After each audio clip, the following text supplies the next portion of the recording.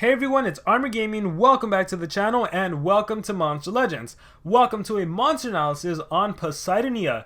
Now, for those of you that are new to Monster Legends, new to the game, you have to know that the Tails monster will require you to spend gems. If you want the monster, you have to spend gems. Around 150 gems. I always like to tell players like 200 to be safe. So I still consider this a free-to-play monster because if you've played the game long enough, you would know that there's a ton of free ways to get gems. So, here's your warning. Start saving your gems if you want to get this monster. Hopefully, after I do this analysis, it will help you figure out whether or not you want to actually get this monster. Alright, so with that being said, let us scroll down. Posidonia used to live in Queen Thalassa's sea realm until she was caught leaking information to coastal kingdoms in exchange for gold. So she's greedy. Queen Thalassa found out about this and sentenced Posidonia to a life away from the oceans of Petra. After her expulsion, Posidonia docked in the seas of Electra, and she happened to be one of the very few lucky underwater monsters transformed by Nebula thanks to her plant body, which absorbed all the nutrients from the sunshine. With her new powers, Posidonia had no intention of staying in Electra. She wants to go back home. However, she has yet to decide if she wants to apologize to Queen Thalassa and become her best ally, or if she prefers to shake things up and take revenge for her sentence. Oh my gosh. Can you imagine she actually goes and fights Queen Thalassa, and Queen Thalassa turns around and she's like, hey, I'm buffed up too. And then we get a Metro Queen Thalassa. That'd be insane. Alright, let us scroll down and let's see this monster. So it's just like a giant underwater sea plant. Alright, let's see. Nature support. SP has given us some really good nature monsters in Season 3. Now, with tortured healing and reverse healing skills, I love the reverse healing mechanic. I think it's such an underutilized mechanic.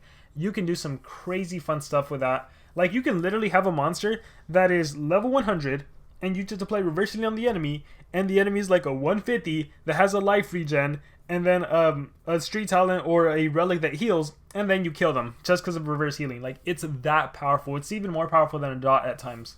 Yeah, because it's not negate healing, which makes the healing 0. It's reverse. Hey, you thought you were going to heal by 100k? You actually lose 100k. It's amazing.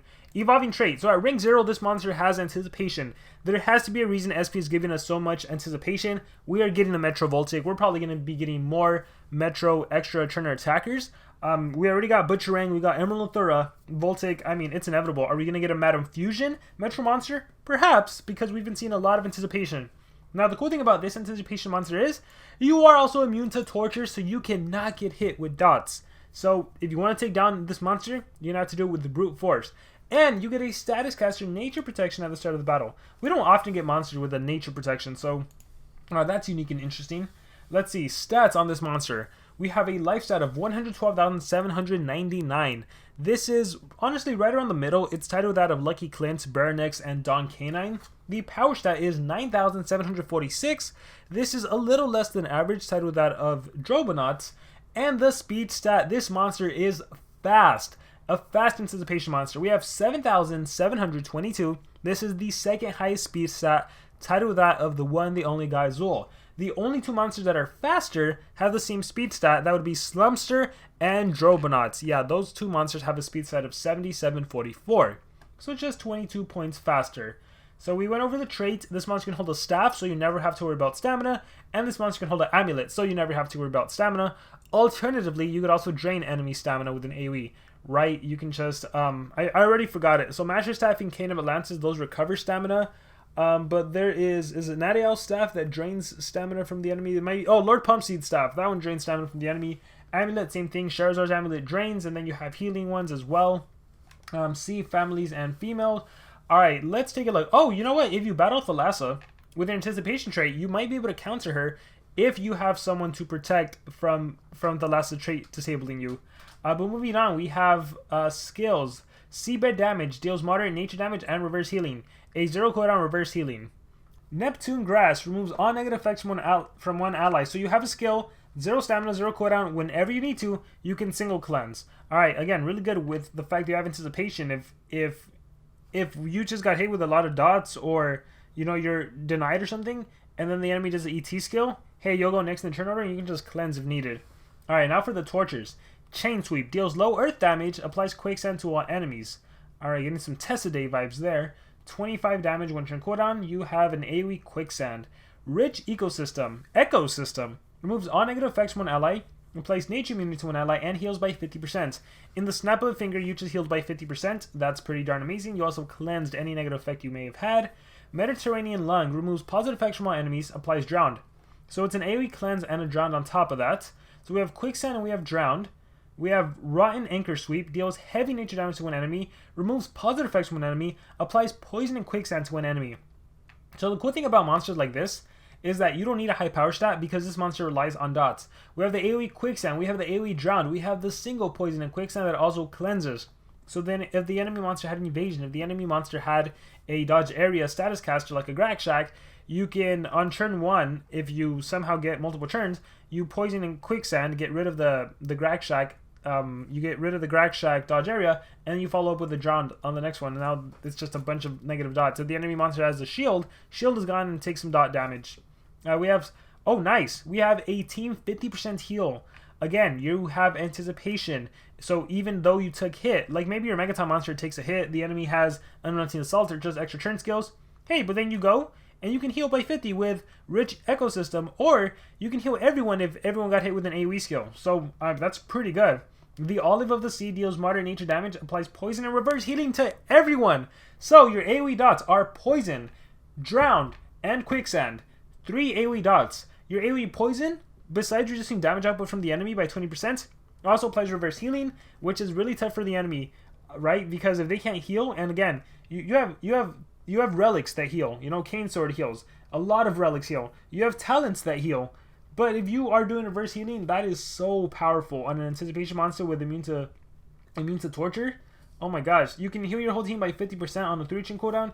You can single heal on a 2-turn cooldown and also provide nature immunity and cleanse negative effects. Oh my gosh, you can remove positive effects from the enemy, Drown on top of that. I think the hard thing with this monster is going to be deciding what do you run. Like, genuinely, what do you run? This is the kind of monster that you run team speed on, or a combination of speed and team speed. Honestly, if you needed life for any reason, like maybe you're taking on 150s and you're only 125 or something, you can even give this monster life rune, and it has really good sustainability. You run both 50% healing skills, and anytime they do extra turn skills, you're good to go. Sometimes the enemy's afraid to do extra turn skills as well. I think it goes without saying, Olive of the Sea, the AoE reverse healing, you want to do that. Healing all allies by 50%. That one, I think it depends. If you run a Megaton monster, you might be better off just with Rich Ecosystem. Just to single target that monster. You might be better off with both, right? Because you want to be able to heal by 50, heal by 50 again. That's 100% heal. Run Anchor Sweep is really good. The thing about running like 3 AoEs on this monster is that you probably won't need all 3. So I think with this monster, you definitely want to AoE reverse healing everyone. You definitely want a healing skill. And I think Rotten Anchor Sweep is nice because it's a cleansing plus a poison and quicksand against a single target. I'd probably run Mediterranean Lung to remove positive effects from everyone and Drown. It's tough with this monster, because somewhere in, I want to put Rich Ecosystem. I don't really care for Chain Sweep. I think you can do without it. And then I always like having a 0 cooldown skill. Like Seabed Damage could be good. But I think if I was to choose like a main skill set, it'd be Olive of the Sea, Save Posidonia, Rotten Anchor Sweep, and Mediterranean Lung. But maybe you guys can disagree with me. Those are pretty high turn cooldowns, 2, 2, 3, and 2. So let me know in the comments below if you have a different skill set for this monster. In terms of the ultimate, we have Posidonia Wall, removes positive effects from all enemies, applies reverse healing, and then it heals the enemies.